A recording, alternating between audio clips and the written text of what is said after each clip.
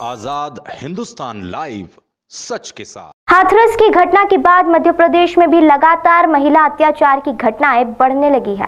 खरगोन जिले के झिरनिया में गैंगरेप की शिकार युवती के आरोपी अभी भी पुलिस की पकड़ से बाहर हैं। अब धार जिले के गंधवानी में एक महिला की निर्मम हत्या का सनसनीखेज मामला सामने आया है।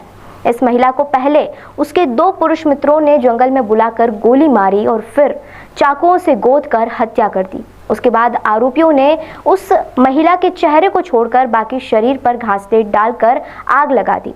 कल पुलिस ने प्रमुख आरोपी को गिरफ्तार कर लिया है, वहीं एक आरोपी अभी भी फरार है। देखिए धार जिले से गंधवानी से आजाद हिंदुस्तान लाइव पर इस हत्याकांड की पूरी रिपोर्ट। महिला को पहले गोली मारी, फिर चाकू से गोदा और लाश को जलाकर फेंक दिया। पैसे के लेन देन को लेकर धार जिले के गंधवानी में मिली अधजली लाश को लेकर पुलिस का खुलासा। धार जिले के गंधवानी क्षेत्र स्थित अवलदामान स्कूल के पास मिली अधजली लाश की गुत्थी सुलझाकर पुलिस ने 2 आरोपियों को गिरफ्तार किया। आरोपी ने महिला को गोली और चाकू से मारकर उसके शव को जला दिया। 1 अक्टूबर 2020 को फरियादी गलिया पिता फूल सिंह भील निवासी अवलदामान ने पुलिस को सूचना दी कि एक महिला की अधजली लाश पटेलपुरा स्कूल के पास पड़ी है। सूचना मिलते ही गंधवानी थाना प्रभारी जयराज सोलंकी टीम के साथ बताए गए स्थान पर पहुंचे, जहां 30 से 32 वर्ष की महिला का शव अधजली अवस्था में मिला। मृतका के शरीर पर धारदार हथियार के चोट के निशान थे। घटनास्थल का थाना प्रभारी और एफएसएल टीम ने बारीकी से निरीक्षण किया और शव को पोस्टमार्टम के लिए एमवाय हॉस्पिटल इंदौर भेजकर थाना गंधवानी में मर्ग कायम कर 105/2020 धारा 174 कायम किया। घटना से क्षेत्र में दहशत का माहौल था, इसीलिए धार पुलिस अधीक्षक आदित्य प्रताप सिंह ने अतिरिक्त पुलिस अधीक्षक देवेंद्र पाटीदार के निर्देशन में एसडीओपी करण सिंह रावत, थाना प्रभारी जयराज सोलंकी और मनावर थाना प्रभारी ब्रजेश मालवी को उचित मार्गदर्शन देकर महिला की शिनाख्त करने, हत्या का कारण पता लगाने और हत्यारों की खोज करने की जिम्मेदारी दी गई। विवेचना के दौरान पुलिस को महिला के शव के दाहिने हाथ पर मील निशान से मालूम पड़ा कि मृतका का नाम केशरबाई, पिता बखन, उम्र 30 वर्ष, निवासी नर्मदा नगर चौकी नीसरपुर की रहने वाली है। विवेचना में पता चला कि मृतका अपने पति महेंद्र को छोड़कर अकेले गणपुर पेट्रोल पंप के पीछे किराए के मकान में रहती थी। मृतका केशरबाई के घर ग्राम उदयापुरा पटेलपुरा थाना मनावर निवासी सोहन पिता सुखनलाल का आना जाना था। घटना के 2 दिन पहले ही मृतका को सोहन की मोटरसाइकिल पर देखा गया। शक के आधार पर पुलिस ने सोहन के घर पहुंची तो उसे गायब पाया।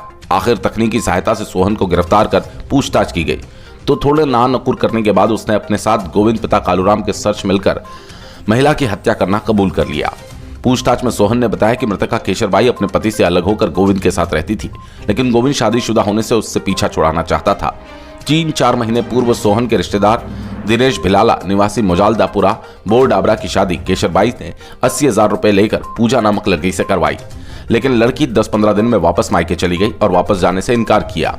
दिनेश द्वारा केशरबाई से 80,000 वापस मांगने पर उसने पैसे देने से इनकार किया। ऐसे में दिनेश और सोहन और केशरबाई को पैसे देने या लड़की वापस भिजवाने की मांग कर परेशान करने लगे और जान से मारने की धमकी देने लगे। ऐसे में सोहन और गोविंद ने 29 सितंबर को किसी बहाने से खेरवा के जंगल में बुलाया और पहले केशरबाई को पिस्टल से गोली मारी और फिर चाकू से गोदकर हत्या कर दी। बाद में लाश बोरे में भरकर मोटरसाइकिल से अवलदामान ला गए, जहां चेहरे को छोड़कर बाकी शव पर घासलेट डालकर छोड़ दिया, जिससे शक बोर डाबरा वाले दिनेश पर जाए। पुलिस ने आरोपी सोहन को गिरफ्तार कर थाना गंधवानी में अपराध क्रमांक 345/20 धारा 302, 201, 34 भारतीय दंड विधान में केशरबाई की हत्या के जुल्म करने का प्रकरण दर्ज किया।